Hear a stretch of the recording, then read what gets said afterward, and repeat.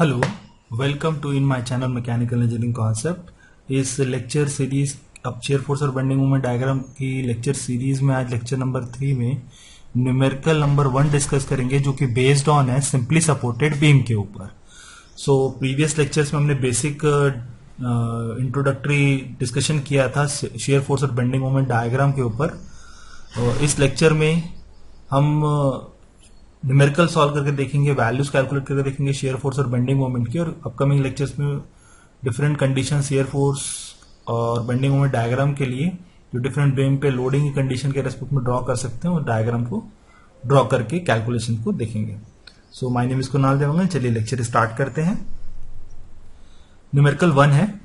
इस न्यूमेरिकल 1 में जो कि based on simply supported beam के ऊपर, मैं पहले इस लेक्चर में सिर्फ और सिर्फ ये डिस्कस करूंगा कि वैल्यू कैसे कैलकुलेट की जाती है, ताकि आपको कॉन्सेप्ट ही क्लियर हो सके कि वैल्यू कैसे कैलकुलेट करना है। और इस पर्टिकुलर कंडीशन के लिए आपको सिर्फ बेसिक प्री रिक्विजिट यही होगा कि आपको बेसिक मैकेनिक्स का थोड़ा आइडिया होना चाहिए कि हमें रिएक्शन कैसे निकालना है या हम इक्विलिब्रियम की कंडीशन क्या होती है। उसको बेसिक कॉन्सेप्ट को मैं डिटेल डिस्कस जरूर करूंगा, बट आपको प्रैक्टिस के तौर पर उसको करते रहना होगा ताकि आप इन पर्टिकुलर न्यूमेरिकल से रिलेटेड कॉन्सेप्ट को आसानी से सॉल्व कर सकें। तो क्वेश्चन है, द सिंपली सपोर्टेड बीम, एक सिंपली सपोर्टेड बीम है ए बी, ये डायग्राम में नीचे शो हो रहा है, subjected to concentrated load as shown in the figure. देखिए एक सिंपली सपोर्टेड बीम है ए से बी तक। तो ए पे आपका हिंज सपोर्ट है और बी पे आपका रोलर सपोर्ट है, ठीक है। और ये बीम की लेंथ दे दी है 6 मीटर, और इस बीम पे 20 किलो न्यूटन का एक क्या लगा हुआ है, कंसंट्रेटेड लोड लगा हुआ है, ठीक है। तो मुझे डिटरमाइन करना है reaction at A B. Reaction A और बी पे क्या होगा, कौन से रिएक्शन लगेंगे, और साथ ही साथ मुझे वैल्यू निकालनी है शेयर फोर्स और बेंडिंग मोमेंट की एट सी एंड डी, जहां पर कोई भी लोडिंग कंडीशन नहीं है, ठीक है। मुझे लोड लगाया गया है मेरा 3 मीटर डिस्टेंस पे ए से, बी से भी 3 मीटर डिस्टेंस होगा। तो इस 20 न्यूटन लोड के कारण सी और डी पे शेयर फोर्स और बेंडिंग मोमेंट कितना होगा वो निकालना है, और ए और बी पे सपोर्ट रिएक्शन क्या होगा इस 20 किलो न्यूटन लोड के कारण वो कैलकुलेट करना है। चलिए इसको सॉल्व करके देखते हैं, इनकी वैल्यूज कैलकुलेट करके देखते हैं। सो इस तरह के प्रॉब्लम्स के लिए पहला चीज ये है कि आपको इक्विलिब्रियम कंडीशन लगाना आना चाहिए। तो सॉल्यूशन में पहला प्रोसीजर ये होता है कि आपको इक्विलिब्रियम कंडीशन क्या होती है पता होना चाहिए। तो पहली चीज ये है कि इक्विलिब्रियम कंडीशन क्या है। तो यहां पर मैंने summation h is equal to 0 लिखा है। कई कई बुक्स में समेशन fx लिखता है इक्वल टू 0, मतलब सिमिलर है, मतलब हॉरिजॉन्टल सारे कंपोनेंट आपके 0 हो जाएंगे, और वर्टिकल कंपोनेंट यहां पर देखिए summation v is equal to 0, मतलब समेशन fy इसका मतलब होगा इक्वल टू 0 होगा, और समेशन m मतलब मोमेंट का जितना सम होगा वो 0 होगा। समेशन h मतलब हॉरिजॉन्टली जितने फोर्सेस है उनका सम 0 इक्विलिब्रियम के लिए, और समेशन v मतलब summation of vertical component of moment, vertical component of forces सारे 0, और समेशन m मतलब मोमेंट का जितना इफेक्ट है टोटल उनका सम जो होगा 0 होगा। तो यहां पर मैंने साथ ही साथ कुछ साइन प्लस और एरो का साइन शो किया है, मतलब कि अगर मैं लेफ्ट टू राइट इस डायरेक्शन में प्रोसीड कर रहा हूं तो मैं प्लस साइन लूंगा, और अगर मैं जस्ट इसका उल्टा हो जाएगा, अगर मैं राइट टू लेफ्ट प्रोसीड करूंगा तो फोर्सेस जो है हॉरिजॉन्टली नेगेटिव हो जाएंगी। उसी तरह से वर्टिकल कंपोनेंट में मैंने प्लस करके अपवर्ड साइन शो किया है। इसका मतलब ये है कि अगर मैं इस तरह से एक पॉइंट O है, उस पॉइंट से ऊपर डायरेक्शन में प्रोसीड कर रहा हूं तो सारे फोर्सेस पॉजिटिव होंगे, और अगर नीचे डायरेक्शन में प्रोसीड कर रहा हूं तो फोर्सेस की वैल्यू को नेगेटिव लूंगा, ठीक है। और उसी तरह से मैं एंटी क्लॉकवाइज मूवमेंट को पॉजिटिव लूंगा, जो कि मैंने थ्योरेटिकली भी पहले डिस्कस किया अप्लाइड मैकेनिक्स के लेक्चर्स में। आप उस लेक्चर को प्रोसीड कर सकते हैं, फॉलो कर सकते हैं, जिसमें मैंने बताया था कि अगर मोमेंट मेरा एंटी क्लॉकवाइज है तो उसको पॉजिटिव लूंगा, और अगर क्लॉकवाइज मोमेंट है तो उसको नेगेटिव लूंगा। इसके पीछे भी रीजन है। इसके पीछे जो रीजन है उसको मैं रफली एक बार बता देता हूं कि अगर मैं मोमेंट एंटी क्लॉकवाइज लगा रहा हूं इस तरह से, तो बीम क्या है अप्रॉक्स इस तरह से डिफ्लेक्ट करेगा, और ये पॉजिटिव मोमेंट कहलाता है, पॉजिटिव डिफ्लेक्शन कहलाता है, जिसको मैं सैगिंग बोलता हूं। तो इसलिए एंटी क्लॉकवाइज के लिए मैं पॉजिटिव साइन लेके चलता हूं। अगर आप बोलेंगे फिर कि सर लेफ्ट हैंड साइड क्यों नहीं, तो मैं कैंटिलीवर के लिए कंडीशन मान के चल रहा हूं। अगर आप राइट हैंड साइड के लिए बात करते हैं, अगर आप मान लीजिए दूसरा कंडीशन मान के चलते हैं कि एंटी क्लॉकवाइज की जगह क्लॉकवाइज देते हो तो उसको नेगेटिव लेना पड़ेगा अगर आप इसको पॉजिटिव दे रहे हैं। आप इसका उल्टा कंडीशन भी एज्यूम कर सकते हैं, बट आपको वो एजम्पशन थ्रू आउट कॉन्स्टेंट रखना होगा। चलिए स्टार्ट करते हैं। तो पहला चीज है कि फ्री बॉडी डायग्राम बनाऊंगा मैं सिंपली सपोर्टेड बीम का।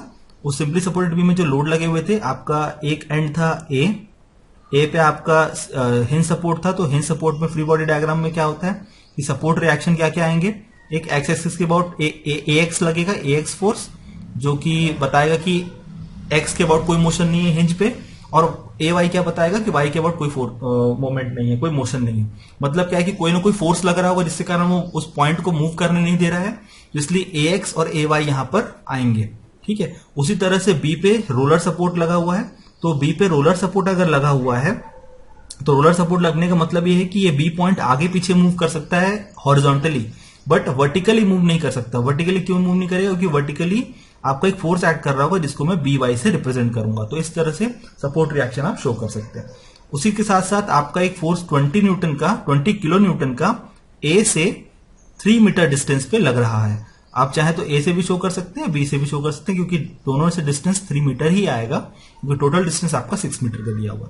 और आपको बताना है कि सी जो है ए से 2 मीटर डिस्टेंस पे एस पे शेयर फोर्स कितना होगा, और डी जो कि बी से 1 मीटर डिस्टेंस पे, और आप बोल सकते हैं कि ए से 5 मीटर डिस्टेंस पे है, क्योंकि टोटल डिस्टेंस 6 दिया हुआ है। तो वहां पर सी और डी पे शेयर फोर्स और बेंडिंग मोमेंट की वैल्यू क्या होगी। तो उसे कैलकुलेट करने से पहले हमारा प्री रिक्वायरमेंट ये है कि ए एक्स और ए वाई रिएक्शन की वैल्यू क्या होगी, वो मुझे कैलकुलेट करना होगा। तो पहला पॉइंट तो हमें ये भी कैलकुलेट करना ही है, उसे कैलकुलेट कर लेते हैं। तो पहला काम है कि इक्विलिब्रियम कंडीशन लगाना। तो पहले मैं क्या करूंगा कि हॉरिजॉन्टल कंपोनेंट का इक्विलिब्रियम कंडीशन लगाता हूं। तो summation H is equal to 0 लिखता हूं। तो हॉरिजॉन्टली जितने फोर्सेस लग रहे हैं, कितने हॉरिजॉन्टली फोर्स लग रहे हैं सिंपली सपोर्टेड बीम में, एक लग रहा है ए एक्स, तो ए एक्स लिख दिया। उसके अलावा कोई फोर्स लग रहा है कि नहीं, तो इक्वल टू 0। तो ए एक्स की वैल्यू डायरेक्टली आ गई आपकी 0। मतलब A x horizontal component, horizontal force जो है एक्स एक्स की अबाउट सिर्फ एक ही फोर्स है, जिसकी वैल्यू डायरेक्टली 0 लिख सकता हूं। Next component, next equilibrium condition लगाता हूं, समेशन वी इक्वल टू 0। मतलब जितने एफ वाई फोर्सेज हैं, वाई एक्सिस के ऊपर जितने फोर्सेज लग रहे हैं या वर्टिकल फोर्सेज हैं, उन सभी का एडिशन करूंगा साइन कन्वेंशन लेके। ध्यान रखिएगा साइन कन्वेंशन कैसे लेना है, इसको मैंने यहां पर समझा दिया है, उसको आप एक बार फॉलो करिएगा ध्यान से। तो हॉरिजॉन्टली कितने कितने कौन कौन से फोर्स लग रहे हैं, एक लग रहा है हॉरिजॉन्टल फोर्स ए वाई, एक ए वाई फोर्स लग रहा है, एक 20 न्यूटन का फोर्स लग रहा है, और एक ये फोर्स लग रहा है बी वाई। ठीक है, अब ध्यान देने वाली बात यह है कि ए वाई जो है अपवर्ड डायरेक्शन पे है, बी वाई जो है अपवर्ड डायरेक्शन पे है फोर्स, और 20 किलो न्यूटन जो डाउनवर्ड है। तो obviously A y plus B y minus 20 kilo newton लिखूंगा इक्वल टू 0। ठीक है, अब यहां पर इससे क्या होगा कि एक इक्वेशन बन जाए, क्योंकि ये बी वाई और ए वाई दोनों अननोन है। ठीक है, तो इसका एक इक्वेशन नंबर दे दीजिए, इक्वेशन नंबर 1 यहां पर जैसे मैंने मेंशन किया हुआ है। अब आपको दो अननोन है, एक ही इक्वेशन है। अगर आपको दो अननोन सॉल्व करना है तो मैथमेटिक्स में क्या होता है, दो अननोन के लिए कम से कम 2 इक्वेशन होनी चाहिए सॉल्व करने के लिए। तो मैं क्या करूंगा, एक और इक्वेशन प्रोड्यूस करूंगा, कहां से, इस मोमेंट के इक्वेशन से। तो अब मैं क्या करूंगा, यहां पर ए के अबाउट या बी के अबाउट एक मोमेंट ले लूंगा। तो मैं क्या करता हूं, पॉइंट ए को मोमेंट का पॉइंट मानता हूं। ठीक है, तो समेशन एम मोमेंट अबाउट ए ले लेता हूं इक्वल टू 0। वही काम मैंने किया, उसको समझा दे रहा हूं यहां पर। अब मैं क्या करूंगा, अब मोमेंट क्या होता है, मोमेंट होता है force into distance, perpendicular distance, force into perpendicular distance. तो ए के अबाउट ले रहा हूं, तो ये तो बट ऑब्वियस है कि ए के अबाउट, ए के फोर्सेस, ए पे पॉइंट पे जितने फोर्सेस लग रहे हैं उनका मोमेंट 0 होगा, क्योंकि पॉइंट ए के अबाउट ए वाई का डिस्टेंस कितना है, 0। पॉइंट ए के अबाउट ए एक्स का डिस्टेंस कितना है, 0। मतलब ए के अबाउट जितने फोर्सेस हैं उनका इफेक्ट मोमेंट पे 0 हो जाएगा। इसलिए उसके आगे जितने फोर्सेस लग रहे हैं उसको देखते हैं। तो ए के अबाउट सी पे कोई फोर्स लग रहा है कि नहीं लग रहा। नेक्स्ट पॉइंट मान लेते हैं, इसको पॉइंट अभी मानने के लिए ले लेते हैं पॉइंट ई, जिसपे 20 किलो न्यूटन का फोर्स लग रहा है। सी के बाद ई पे 20 किलो न्यूटन का फोर्स लग रहा है। तो 20 किलो को मैं किलो न्यूटन में ही लिखूंगा, किलो को 10⁻³ में नहीं लिख रहा हूं, ताकि जो मोमेंट की वैल्यू वो डायरेक्टली किलो न्यूटन में ही आ जाए, किलो न्यूटन मीटर या फोर्स की वैल्यू किलो न्यूटन में ही आ जाए। ठीक है, क्योंकि मैंने सारी वैल्यूज यहां पर किलो न्यूटन में ही पुट की है। तो ई पे लग रहा है। अब ई जो है ए से कितने डिस्टेंस पे, क्योंकि फोर्स इंटू परपेंडिकुलर डिस्टेंस, मुझे परपेंडिकुलर डिस्टेंस लेना, मुझे यहां से ए से ई तक का डिस्टेंस कितना है, वो 3 मीटर है। क्योंकि ये जो ई है बोथ एंड से मैंने यहां पर न्यूमेरिकल में दिखाया है 3 मीटर डिस्टेंस पे ए से है, तो ऑब्वियसली कि बी से भी 3 मीटर डिस्टेंस पे होगा, तो 3 मीटर डिस्टेंस पे दिया है 20 इंटू 3। अभी मैं साइन शो करूंगा कि कौन सा साइन कन्वेंशन लेना है मोमेंट के रेस्पेक्ट में। नेक्स्ट ई के बाद डी पे कोई फोर्स लग रहा है कि नहीं लग रहा, डी के बाद बी पे कोई फोर्स लग रहा है, यस लग रहा है। कौन सा फोर्स, बी वाई, और उसका ए से कितना डिस्टेंस है 6 मीटर इक्वल टू 0। अब बात आती है कि साइन, मुझे साइन क्या लेना है। तो साइन लेने की जो बात आती है, यहां पर आप देखेंगे कि ये बी वाई क्या करेगा, इस बीम को इस तरह से बेंड करने की कोशिश करेगा, तो ये बी वाई क्या करेगा, इस तरह का एंटी क्लॉकवाइज मूवमेंट प्रोड्यूस करेगा, आगे पुश करेगा, तो ये एंटी क्लॉकवाइज मूवमेंट होगा। और 20 किलो न्यूटन को देखूं तो ये इस तरह से रोटेट करेगा,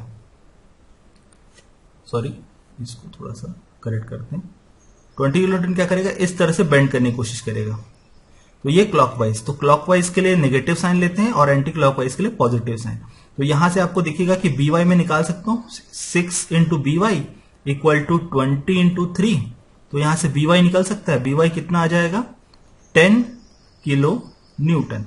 बी वाई निकल गया, इस बी वाई की वैल्यू को इस इक्वेशन में पुट कर दूंगा, तो ए वाई कितना हो जाएगा, ए वाई निकल जाएगा, बी वाई की वैल्यू आई 10, 20 इक्वल टू दूसरे एंड पे ले जाते हैं, तो ए वाई इज इक्वल टू क्या रहेगा 30 kilo Newton, sorry 10 kilo Newton, my mistake. इसको थोड़ा करेक्ट कर लीजिए, ये 10 किलो न्यूटन आएगा,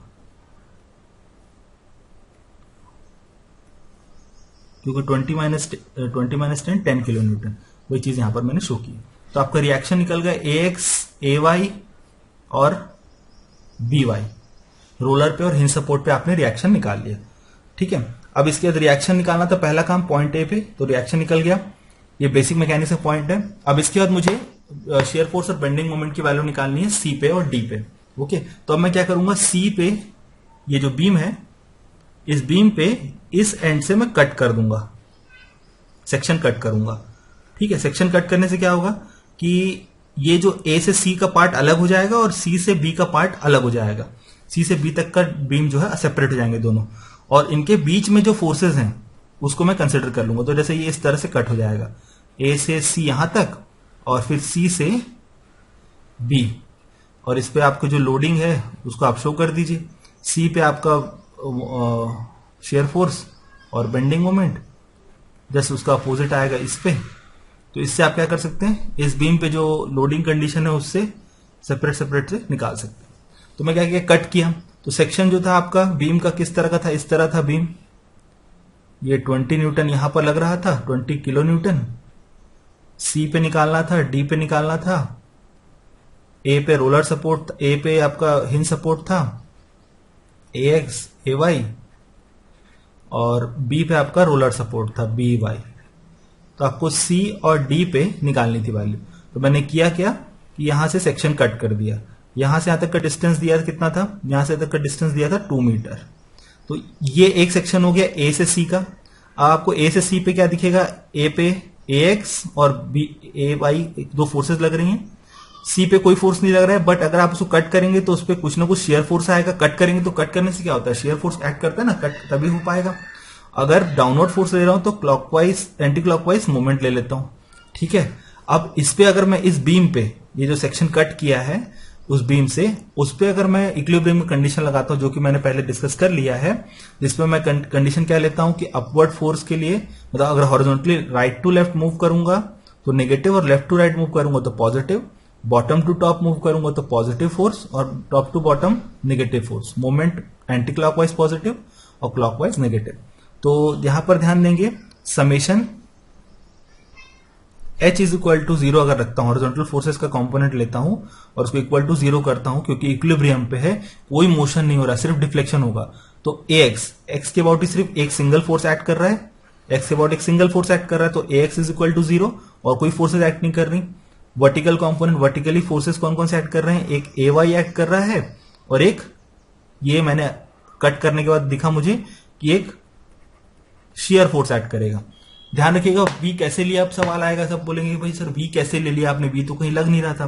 बट जब आप सेक्शन को कट करेंगे, जैसे पेज को फाड़ते हैं तो पेज फटेगा कब, जब उस लेयर, दो लेयर जब पेज फाड़ी है, दोनों पेज फटने के बाद, पेज के दो सेक्शन होने के बाद जहां से वो फटा है वो सेक्शन के बीच में शेयर फोर्स एक्ट कर रहा है, ठीक है, और कहीं एक्ट नहीं कर रहा। वो कब एक्ट करेगा, जब आप वो पेज फटेगा। अगर वो पेज नहीं फट रहा मतलब शेयर फोर्स की वैल्यू वहां एग्जिस्ट नहीं कर रही है, शेयर फोर्स तभी एक्ट करेगा। ठीक है, तो ये कट किया तभी वो शेयर फोर्स आया, अगर नहीं कट करूंगा तो शेयर फोर्स नहीं आएगा। मतलब कट नहीं हो रहा है तो शेयर फोर्स नहीं है, तो शेयर फोर्स लगा नीचे की तरफ माना, तो ए वाई वर्टिकल कंपोनेंट ऊपर की तरफ positive value minus V equal to 0। और कोई इन वी और ए वाई के अलावा कोई फोर्स लग रहा है क्या वर्टिकली? नहीं। तो ए वाई कितना हो जाएगा? वी के बराबर। तो ए वाई की वैल्यू मैं निकाल चुका हूं, कितना निकाल चुका हूं उसको? 10 किलो न्यूटन। तो वी की वैल्यू हो जाएगी 10 किलो न्यूटन। ए वाई निकाल चुके ना रिएक्शन, तो ए वाई से वी निकल जाएगा। ठीक है, नेक्स्ट आपको निकालना है मोमेंट। वी निकल गया, मोमेंट निकालना है। सी पे तो क्या निकालना था? शेयर फोर्स और बेंडिंग मोमेंट। तो मैं क्या करूंगा, अब सी के अबाउट मोमेंट कंसिडर कर लूंगा। ठीक है, पॉइंट सी के अबाउट मोमेंट कंसिडर कर लूंगा। तो ध्यान दीजिएगा, अगर मैं मोमेंट अबाउट सी लेता हूं इक्वल टू 0, आप चाहे तो मोमेंट अबाउट ए भी ले सकते हैं, कोई गलत नहीं है, वैल्यू सेम आएगी, मतलब सेम निकलेगा, कोई फर्क नहीं पड़ेगा। तो मोमेंट अबाउट सी ले लेते हैं, मोमेंट अबाउट ए भी लेके देख लेंगे। ये पॉइंट ए है, ये पॉइंट सी है। ठीक है, तो सी के अबाउट मोमेंट लेंगे तो क्या होगा कि वी का इफेक्ट सी के अबाउट 0 हो जाएगा। तो वी के अबाउट, क्योंकि वी फोर्स जो है सी पे ही लग रहा है, तो फोर्स इंटू परपेंडिकुलर डिस्टेंस, कोई डिस्टेंस ही नहीं है, डिस्टेंस की वैल्यू 0 हो जाएगी, तो मोमेंट 0 हो जाएगा। तो नेक्स्ट सी के अलावा कोई और, सी के बाद कोई और फोर्स लग रहा है कि? हाँ लग रहा है। कहां पर लग रहा है? पॉइंट ए पे, ए वाई फोर्स, और उसका परपेंडिकुलर डिस्टेंस 2 मीटर है। ठीक है, अब ध्यान दीजिएगा, ए वाई का कोई इफेक्ट नहीं आएगा, क्योंकि ए वाई का इसके रेस्पेक्ट में, इस पर्टिकुलर बीम का डायमीटर नहीं दिया हुआ ना, क्रॉस सेक्शन दिया हुआ, तो इसका पर्टिकुलर नेग्लिजिबल इफेक्ट आएगा, क्योंकि ए वाई ऑलरेडी 0 है। अगर मैं ए वाई का परपेंडिकुलर डिस्टेंस लेता हूं तो ए वाई अगर 0, ए एक्स अगर 0 है, सॉरी, ए एक्स का कोई इफेक्ट इसलिए नहीं आएगा मोमेंट पे, क्योंकि ए एक्स की वैल्यू 0 है। अगर ए एक्स की वैल्यू 0 है तो मतलब मोमेंट उसका 0 हो जाएगा, मोमेंट पे उसका इफेक्ट 0 हो जाएगा। नेक्स्ट मोमेंट एक लग रहा है कि? हाँ एक लग रहा है मोमेंट। अगर मैं थोड़ा सा क्लियर करूं, क्लियर करके एक बार लिखते हैं, ज्यादा आसान पड़ेगा। तो मैंने क्या किया, मोमेंट अबाउट सी लिया है, तो जिसमें मोमेंट अबाउट सी 0 लेने पे क्या होगा, A y into 2 force into perpendicular distance, और कोई फोर्स का इफेक्ट नहीं आएगा क्योंकि वी जो है सी पे ही लग रहा है, तो फोर्स इंटू परपेंडिकुलर डिस्टेंस। तो अगर वी का डिस्टेंस सी के अबाउट देखो तो 0 है, तो इसलिए वी का इफेक्ट 0 हो जाएगा। नेक्स्ट ए एक्स क्यों नहीं आएगा, तो ए एक्स की वैल्यू 0 है, तो अगर एफ 0 हो जाएगा तो मोमेंट क्या होगा, मोमेंट भी तो 0 होगा ना जी। ठीक है, नेक्स्ट एक मोमेंट तो ऑलरेडी एक्ट कर रहा है, देखिए यहां पर एंटी क्लॉकवाइज डायरेक्शन पे, तो मोमेंट भी आ जाएगा एम इक्वल टू 0। अब ध्यान दीजिए कि किसका निगेटिव किसको लूंगा, पॉजिटिव किसको लूंगा। तो एम जो लग रहा है एंटी क्लॉकवाइज लग रहा है, तो इसको पॉजिटिव लेंगे ऑब्वियसली, और ए वाई जो है इस तरह से क्लॉकवाइज इफेक्ट प्रोड्यूस करेगा, इसलिए इसको नेगेटिव लेंगे। ये देखिए यहां पर, इसलिए मैं इसको नेगेटिव शो किया है यहां पर। जब इसको मैं सॉल्व करूंगा तो ए वाई कितना है, मेरा 10 आ चुका है ऑलरेडी, तो 10 into 2 plus M is equal to 0, और M about C will be equal to 20 kilo newton metre.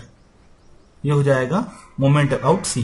तो सी के अबाउट मैंने क्या निकाल लिया, शेयर फोर्स निकाल लिया। शेयर फोर्स कितना आया, 10 किलो न्यूटन, और मोमेंट कितना आया, 20 किलो न्यूटन मीटर। अब मुझे डी के अबाउट निकालना, तो डी के अबाउट सेक्शन कट करना होगा। ठीक है, ये देखिए ये जो सेक्शन दिया हुआ है, अब आपको क्या करेंगे कि डी के अबाउट लेना है। तो अब उसी पर्टिकुलर बीम को, ये जो बीम मैंने स्टार्टिंग में न्यूमेरिकल में बताया था प्रॉब्लम के टाइम पे, तो अब यहां पर आप क्या करेंगे, इसको इरेज करके अब मैं सेक्शन कट कर दूंगा यहां से इस तरह से। तो अब चाहे तो आप ये वाला सेक्शन पूरा ले सकते हैं, चाहे तो ये पूरा सेक्शन ले सकते हैं। ठीक है, अच्छा एक चीज जो थी मैं बताना भूल गया कि यहां पर अगर आप इस प्रॉब्लम में अगर मोमेंट अबाउट अगर ए लेते हैं, अगर मोमेंट अबाउट ए लेंगे तो क्या होगा, तो मोमेंट अबाउट लेंगे तो सेम इफेक्ट आएगा, कोई ज्यादा फर्क नहीं पड़ेगा। तो ए के अबाउट ए एक्स और ए वाई का तो इफेक्ट 0 हो जाएगा,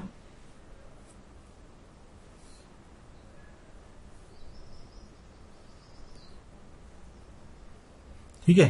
तो ए एक्स और ए वाई का इफेक्ट 0 हो जाएगा, तो मतलब क्या होगा, मोमेंट आएगा एक एम और v into distance, perpendicular distance, v का a के अबाउट डिस्टेंस कितना है 2 metre, perpendicular distance equal to 0, v downward लग रहा है, और डाउनवर्ड लग रहा है तो clockwise effect m, clockwise effect को हम लेते हैं नेगेटिव, क्लॉकवाइज इफेक्ट को क्या लेते हैं नेगेटिव, तो इसको लूंगा मैं नेगेटिव v इंटू डिस्टेंस, और m पॉजिटिव लूंगा। v की वैल्यू कितनी आई 10 kilo newton into 2 equal to 0। m मुझे निकालना है माइनस, तो m कितना होगा, m आएगा 20 किलो न्यूटन मीटर।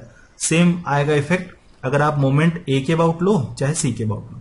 जो आगे चीज मैं बताने जा रहा था वो ये थी कि अगर अब मुझे निकालना है d के अबाउट, तो मैं क्या करूंगा, अब सेक्शन यहां से कट करूंगा इस तरह से, और या चाहूं तो a से d का सेक्शन लूं, a से d से बीम लूं, चाहे d से b का बीम लूं, कोई भी बीम का सेक्शन लेकर मैं सॉल्व कर सकता हूं। तो मैं अभी a से d का एक बीम लेकर सॉल्व किया हुआ है, तो उसको मैं दिखा देता हूं, उससे सॉल्व करके देख लेते हैं। ये देखिए, तो अब इसका फ्री बॉडी डायग्राम, a पे वही चीज, कौन कौन से रिएक्शन आ रहे हैं, ए वाई ए एक्स, और एक ये पॉइंट सी है, इस पे कोई लोड नहीं लग रहा है, ये इंटरनल लोड है। इंटरनल लोड आपको शो करने की जरूरत नहीं है, जो एक्सटर्नली लोड रहेंगे, जो रिएक्शन होगा या अप्लाइड लोड होगा, सिर्फ उसी को शो करना है। ऐसे गलती मत कीजिएगा सी पे मैंने जो आपका शेयर फोर्स और बेंडिंग मोमेंट निकाला उसको शो करें, क्योंकि ऐसे देखा जाए तो हर पॉइंट पे कुछ ना कुछ शेयर फोर्स और बेंडिंग मोमेंट होगा।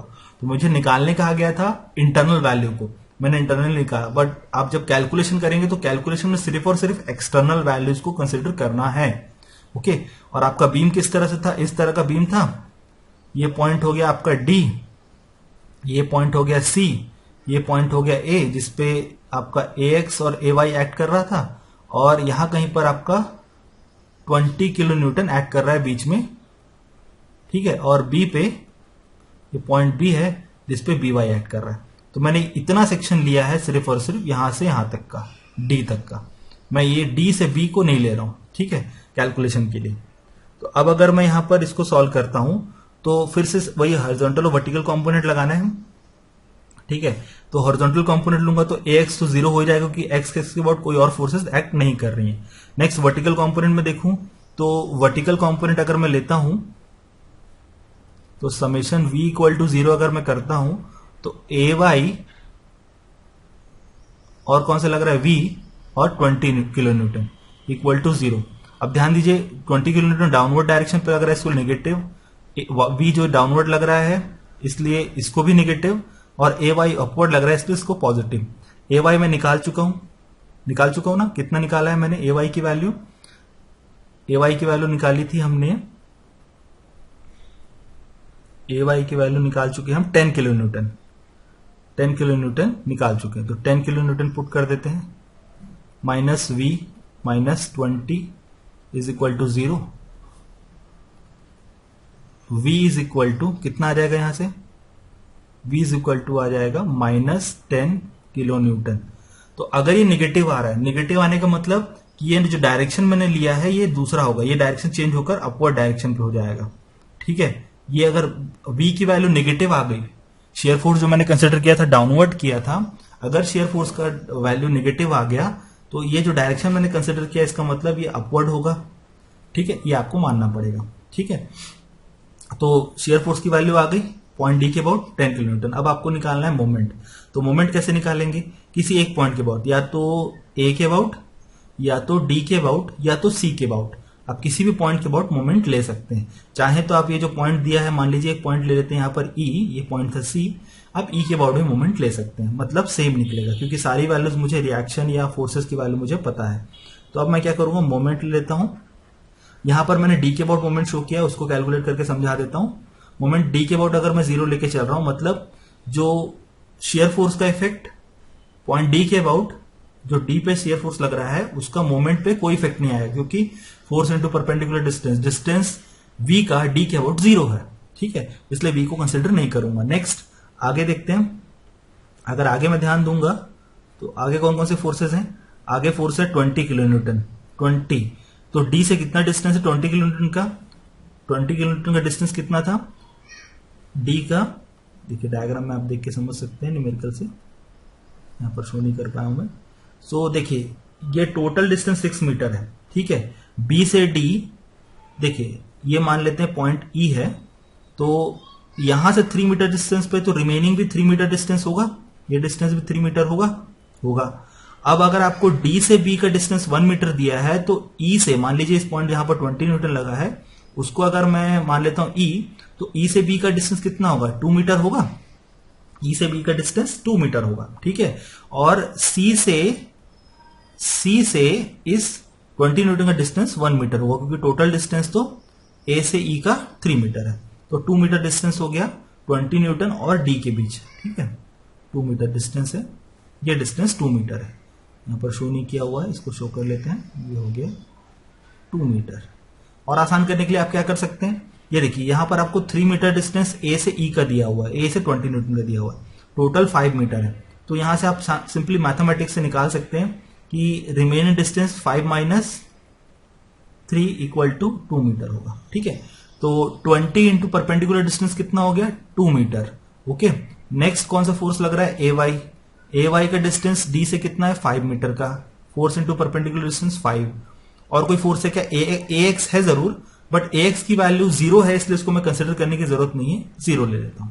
अब बात करते हैं क्लॉकवाइज और एंटी क्लॉकवाइज मूवमेंट। तो यहां आप ध्यान दीजिए, ये फोर्स आगे की तरह इस तरह प्रोड्यूस करेगा इसमें मूवमेंट क्लॉकवाइज, और आपका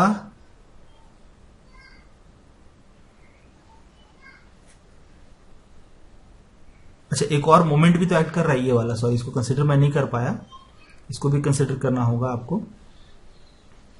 ये देखिए ये एम को भी कंसिडर कर लीजिए, एम जो है एंटी क्लॉकवाइज लिया है इसलिए इसको पॉजिटिव लूंगा, ए वाई जो है नेगेटिव इफेक्ट देगा इसलिए इसको नेगेटिव ले लेते हैं, और ये जो 20 न्यूटन है आगे बढ़कर इस तरह से क्लॉकवाइज एंटी क्लॉकवाइज इफेक्ट देगा इसलिए इसको पॉजिटिव ले लेते हैं।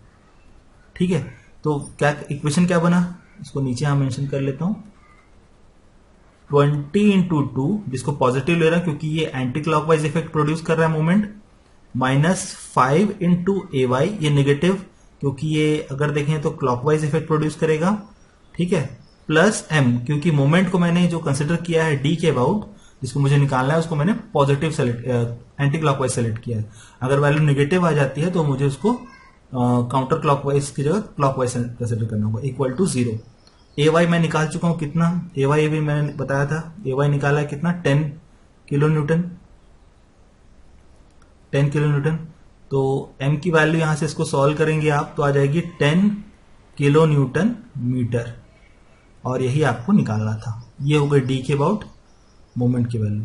तो यहां पर मैंने शो किया हुआ है, ये देखिए शेयर फोर्स आ गया और ये बेंडिंग मोमेंट, ये दोनों शेयर फोर्स और बेंडिंग मोमेंट की वैल्यू डी के अबाउट है, और प्रीवियस स्लाइड में मैंने बताया है मोमेंट और शेयर फोर्स की वैल्यू पॉइंट सी के अबाउट। तो इस तरह से आप शेयर फोर्स और बेंडिंग मोमेंट की वैल्यू निकाल सकते हैं, रिएक्शन की वैल्यू निकाल सकते हैं। तो आई होप आपको ये न्यूमेरिकल कॉन्सेप्ट समझ में आया होगा। अगर आपको कोई डाउट, कोई सजेशन है तो कमेंट बॉक्स पे लिखिए। मेरा वीडियो अगर आपको पसंद आता है तो उसे लाइक कीजिए, मेरे चैनल को सब्सक्राइब कीजिए, मेरे वीडियोस को शेयर कीजिए अपने फ्रेंड्स के साथ। आपका दिन शुभ हो। Thank you, have a good day.